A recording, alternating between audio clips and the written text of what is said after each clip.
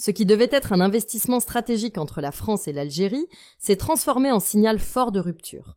Le groupe français CMA-CGM, un poids lourd du transport maritime mondial, prévoyait d'investir plusieurs milliards d'euros en Algérie. L'objectif était clair, développer de nouvelles infrastructures portuaires, notamment à Oran, carrefour stratégique entre l'Europe et l'Afrique, et renforcer la présence logistique du groupe dans la région. CMA-CGM, déjà actif dans 9 ports algériens comme Alger, Béjaïa, Annaba ou Skikda, visait cette fois la gestion complète d'un terminal à conteneurs. À la clé, la création de plus de 2000 emplois directs et une ligne maritime directe entre Marseille et Oran via sa filiale, la Méridionale. Tout semblait prêt jusqu'à ce que la diplomatie s'en mêle. Les autorités françaises ont déconseillé aux dirigeants de CMA-CGM de se rendre en Algérie pour concrétiser l'accord. Résultat immédiat, le Conseil du renouveau économique algérien a annulé sa visite officielle en France, ainsi qu'une rencontre prévue avec le MEDEF. Dans son communiqué, le CREA dénonce une incohérence entre les discours de normalisation des relations et les obstacles concrets posés à l'investissement. Un camouflet, donc, pour ceux qui espéraient en voir les liens économiques se renforcer. Et un signe que les tensions politiques continuent d'impacter directement les échanges privés. Et ce n'est pas un incident isolé. Ce même 15 avril, la France a annoncé l'expulsion de 12 agents consulaires algériens en réponse à la décision d'Alger d'expulser 12 fonctionnaires français. Ces derniers, pour la plupart rattachés au ministère de l'Intérieur, ont été déclarés persona non grata avec 48 heures pour quitter le territoire. L'Élysée a qualifié la décision algérienne d'injustifiée et incompréhensible et y voit une remise en cause des règles fondamentales de coopération diplomatique.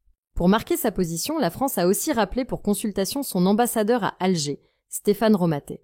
Objectif: évaluer la situation et définir les suites à donner. Cette série de décisions intervient dans un contexte déjà fragilisé. Tout a commencé avec l'arrestation en France d'un employé du consulat algérien, soupçonné dans une affaire judiciaire. Un événement qui a ravivé des tensions anciennes, malgré la visite récente à Alger du ministre français des Affaires étrangères Jean-Noël Barrot, censé apaiser le dialogue. Au final, cette montée en tension ne fait que compliquer davantage les relations déjà délicates entre les deux pays. Et elle montre à quel point les différends diplomatiques peuvent rapidement faire capoter des projets économiques d'envergure.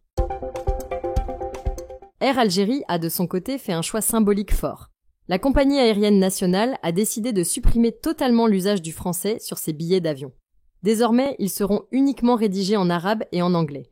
L'objectif, selon ses responsables, est de s'aligner sur les standards internationaux et de réduire la dépendance à la langue française, même si la France reste un marché clé. Ce changement linguistique fait partie d'une réforme plus large. Modernisation de la flotte, formation du personnel, ouverture de nouvelles lignes. Mais sur le plan symbolique, la décision d'écarter le français envoie un signal clair. En avril 2024 déjà, Air Algérie avait annoncé que l'arabe serait désormais prioritaire dans toutes ses communications internes. Pendant que les tensions se durcissent, côté diplomatie, côté énergie, les cartes sont en train d'être rebattues. L'Union européenne veut réduire sa dépendance au gaz naturel liquéfié russe. Et dans ce nouveau jeu géopolitique, l'Algérie pourrait devenir un acteur clé. En 2024, l'Union européenne a importé 20 milliards de mètres cubes de gaz naturel liquéfié russe. Mais dès mai 2025, un plan de réduction progressive va être mis en place. L'objectif: sécuriser les approvisionnements et s'émanciper de l'influence de Moscou. Et dans cette stratégie, l'Algérie a plusieurs atouts. Elle dispose de capacités d'exportation solides, de terminaux modernes comme ceux de Skikda et Arziou, et surtout, d'une proximité géographique avec l'Europe. Les gazoducs Medgaz et Transmed existent déjà, et pourraient être davantage sollicités. Mais pour capter une part plus importante du marché européen, il faudra que l'Algérie augmente sa production, investisse dans ses infrastructures et améliore sa compétitivité. En tout cas, les signaux sont là.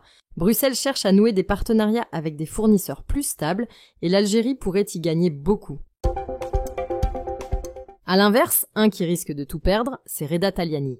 Le chanteur algérien a encore été arrêté, cette fois à Marrakech, après une rixe violente dans un quartier populaire.